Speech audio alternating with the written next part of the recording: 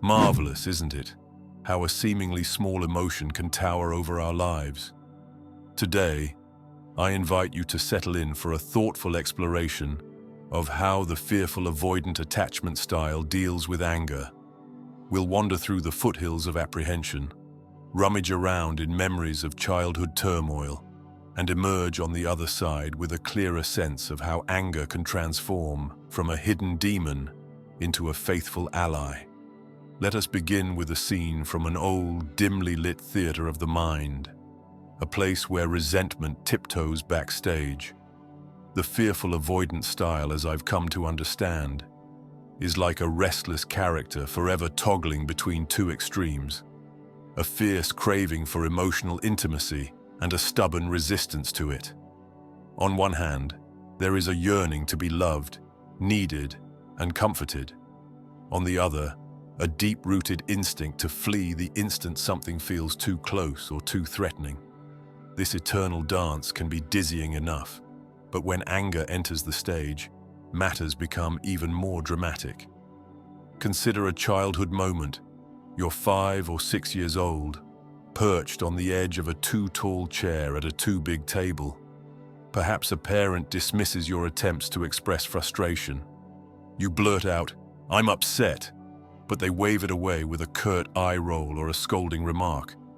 "You're overreacting," you might hear.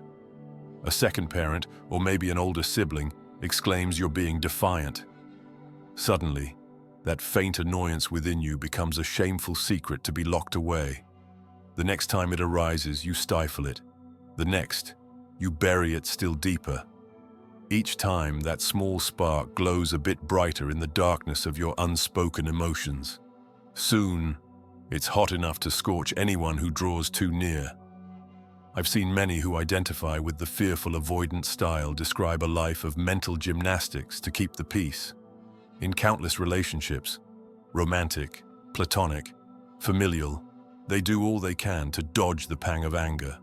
They become masters at disguising it beneath polite smiles, thorough self-recrimination, or an impeccable facade of "everything's fine."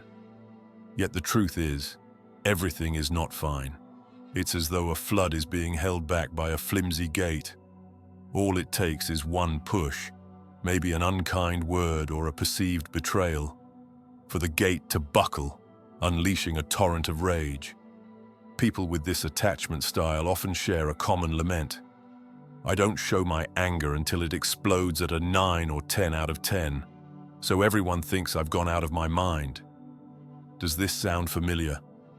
One moment you're calm and composed, the picture of mild irritation at most.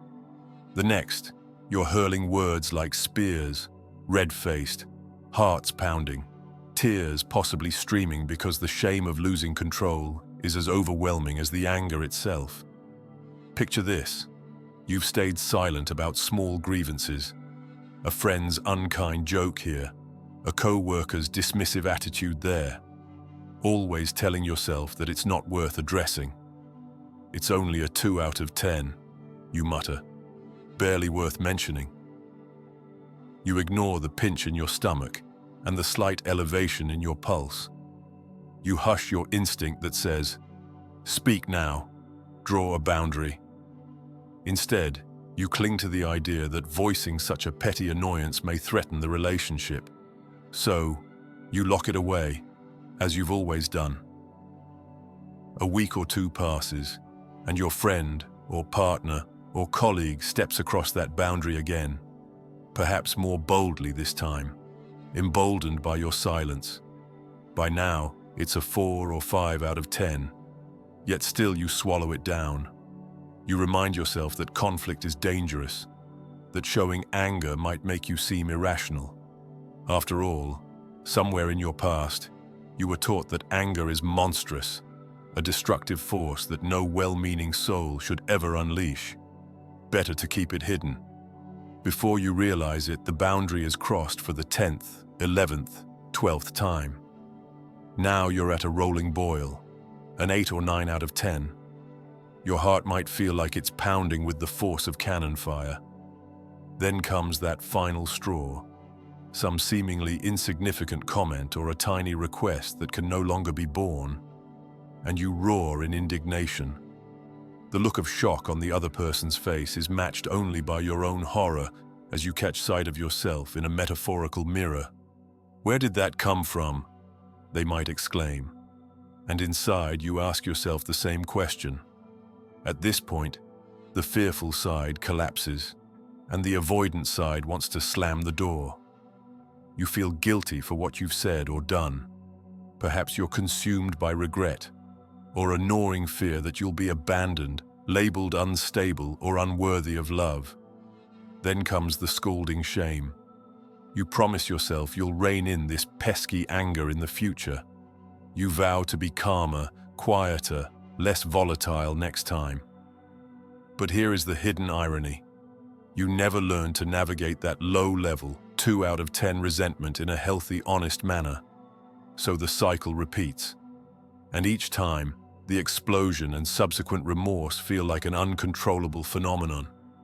The real breakthrough, like discovering a secret passageway in the labyrinth, is realizing that anger itself is not the villain. Quite the opposite. In the correct measure, anger is a powerful signal that a line has been crossed, or your needs are being ignored, or something is simply not acceptable to you. When recognized early, it can be used as a gentle nudge to speak up, to say, "This may not be a huge problem, but it bothered me." Often, that single moment of low-key honesty, "I didn't like how you spoke to me in front of our friends," or "When you ignore my messages, I feel brushed aside," is all it takes to avert a volcanic eruption down the road. Admittedly, this is no easy task for the fearful avoidant individual. There's a reflex that screams, "Keep it quiet. Don't risk losing the relationship." But imagine if you trained yourself to see those 2s and 3s out of 10 not as trifles to sweep away, but as prime opportunities to express how you feel before the intensity becomes overwhelming. This is the heart of transforming anger from a fearsome beast into a guiding light. It's a strategic shift. You harness anger at its smallest flicker, articulate it respectfully, and allow it to dissipate in a controlled burn rather than a raging inferno. Yes, it might cause a jolt to the other person initially, especially if they're accustomed to you silently bearing all burdens. But healthy people often respond with more empathy and respect than you might expect. A friend who truly values you may say, "I had no idea that hurt you. I'm glad you spoke up." A supervisor at work might be taken aback initially, but could ultimately adjust their style if they realize you're committed to open dialogue. You see, we're often taught to fear rocking the boat, yet a gentle wave here and there can keep the seas from turning into a tempest later. Now, in confronting old patterns, it can also help to have a trusted confidant or counselor with whom you can practice. You might try a system. I'll mention one small irritation every week, just to see how it feels. At first, it might tingle with awkwardness, or set the stage for some internal confusion. Am I overreacting? But with time, you'll recognize a calmer brand of anger, one that flares up, signals a boundary, and subsides, allowing you to get on with life without that latent dread of an impending meltdown. There's also a matter of self-regulation. People with this attachment style sometimes lack the tools to cool themselves down in the midst of intense emotions.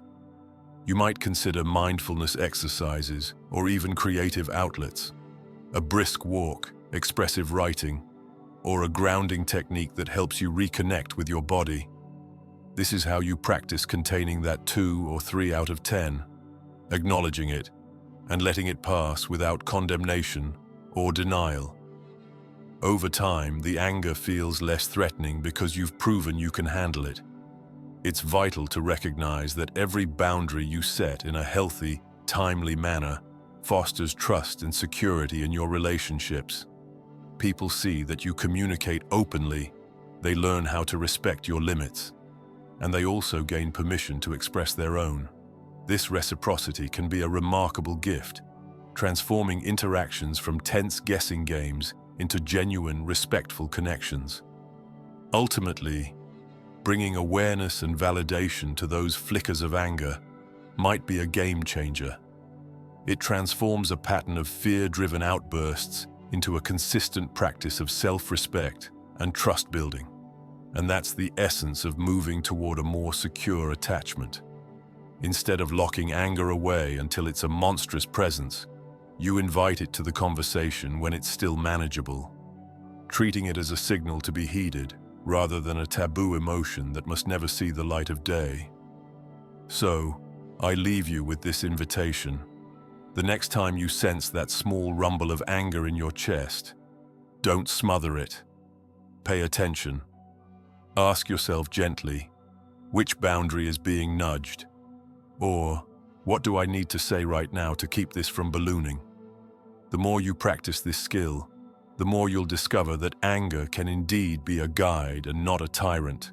It can show you your limits, clarify your desires, and build a firmer foundation for your relationships, provided you learn to let it speak before it roars. Thank you for spending this time reflecting on how the fearful avoidant attachment style deals with anger. May you become braver in voicing your needs and kinder in your approach to your own emotions.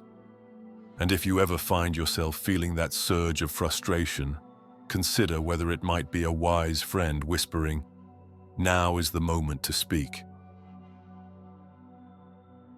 If you believe this video might help someone dear to you, share it with them. A small gesture on your part could mean the world to a friend in need.